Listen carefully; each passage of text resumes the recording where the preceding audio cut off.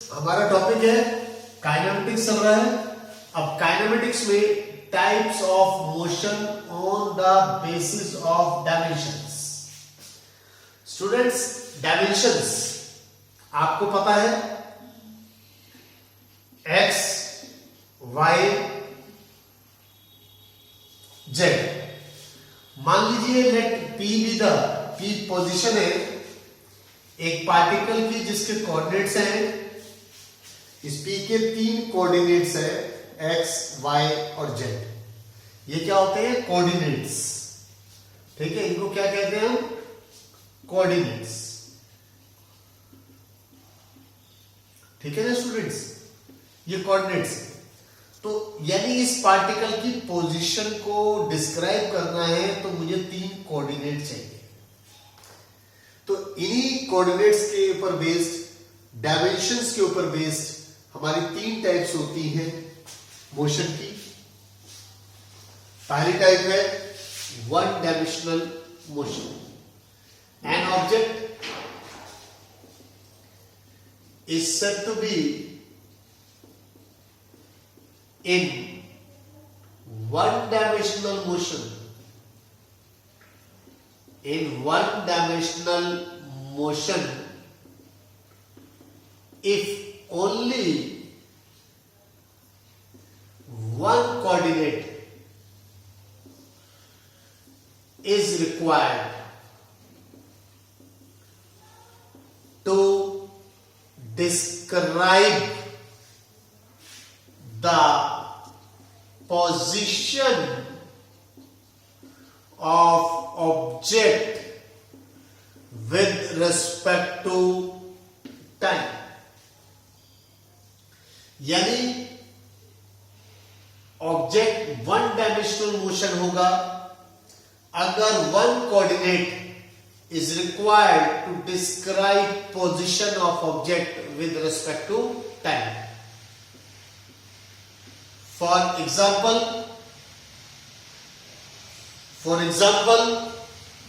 Example से पहले मैं बता दूं आपको, इसको याद करने का एक छोटा सा तरीका है। वो छोटा सा तरीका क्या है इसके अंदर? When object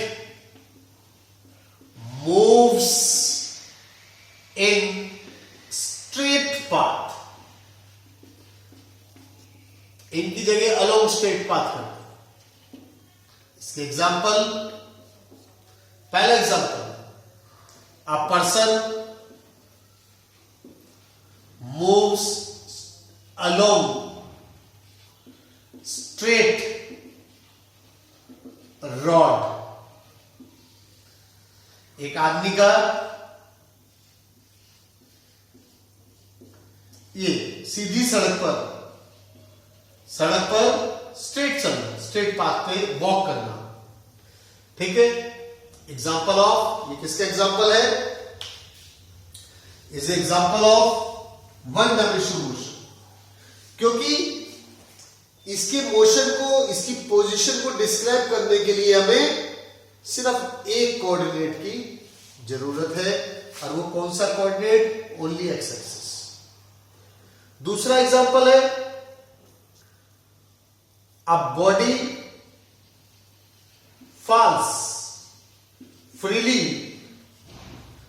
under gravity। जैसे कोई बॉडी है सीधी स्ट्रेट लाइन में नीचे की ओर गिर रही है। This is a example of one dimensional motion. Students, इसका मतलब वन डायमेंशनल मोशन क्या होते हैं?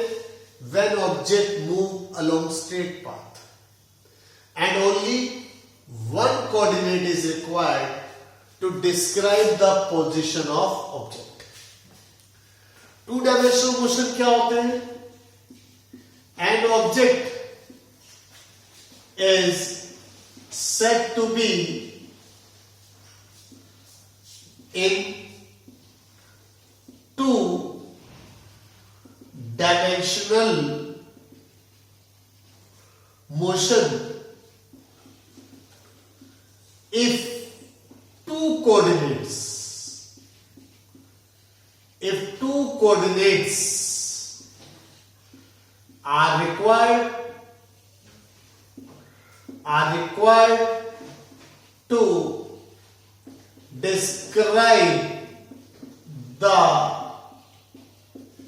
position of object with respect to time. Students, इसके एग्जाम्पल, इसका पहला एग्जाम्पल, लेकिन उस एग्जाम्पल से पहले इसके अंदर सबसे इंपॉर्टेंट चीज आपने क्या याद रखनी है? Motion in plane. Motion in plane का मतलब two dimensional motion. Motion in plane का मतलब two dimensional motion. Two dimensional motion. इसका एग्जाम्पल, इसका पहला example, earth revolves around sun. Students, यहां पर अर्थ revolves around sun, तो ये रहा मेरे पास सन, सेंटर हो गया। सन क्या हो गया? सेंटर हो गया। ओरिजिन मान ले, और ये अर्थ जो है इसके चारों ओर रिवॉल्व कर रही है। तो इस केस में अर्थ के मोशन को डिस्क्राइब करने के लिए हमें सिर्फ कितने कोऑर्डिनेट चाहिए? Only 2 coordinates are required to describe the motion of Earth, to describe the motion of Earth around the sun. दूसरा एग्जाम्पल इसका ले सकते हैं, a billiard ball moving on the platform of billiard table.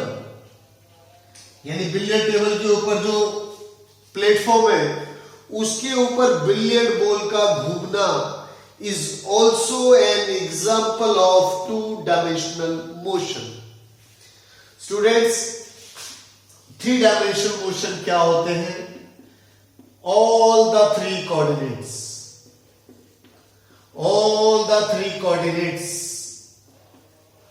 are required to describe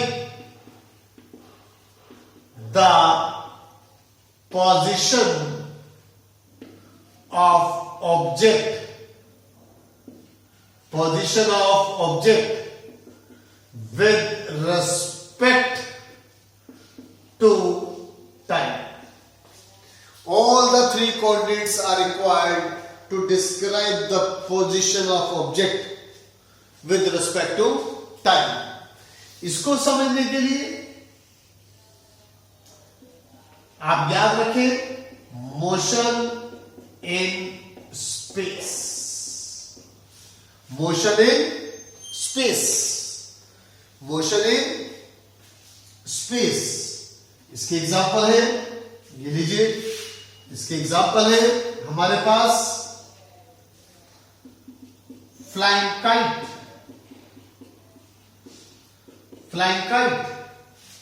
अब इसको flying kite को describe करने के लिए ये ओरिजिन एक्स वाई जेड, और ये रही हमारे पास काइट। तो इस काइट को एक्सप्लेन करने के लिए हमें कितने कोऑर्डिनेट चाहिए? 3। तो फ्लाइंग काइट, फ्लाइंग बर्ड, ठीक है, एग्जाम्पल 2, ठीक है, फ्लाइंग प्लेन या हेलीकॉप्टर,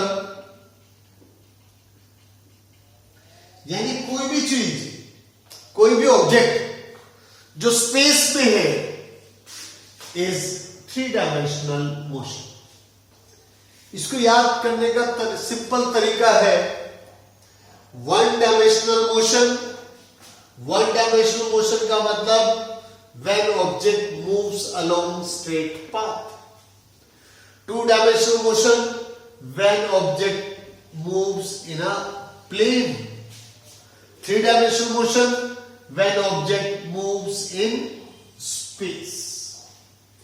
तो इस तरह से स्टूडेंट्स काइनेमेटिक्स का जो इनिशियल था इंट्रोडक्शन, इस तरह से मैंने आज के वीडियो में आपको काइनेमेटिक्स का इंट्रोडक्शन बताया है। अगले वीडियो में हम पढ़ेंगे कि मोशन के लिए यानी काइनेमेटिक्स के लिए डिस्टेंस, डिस्प्लेसमेंट, स्पीड, वेलोसिटी, ये सब हम अगले वीडियो में पढ़ेंगे।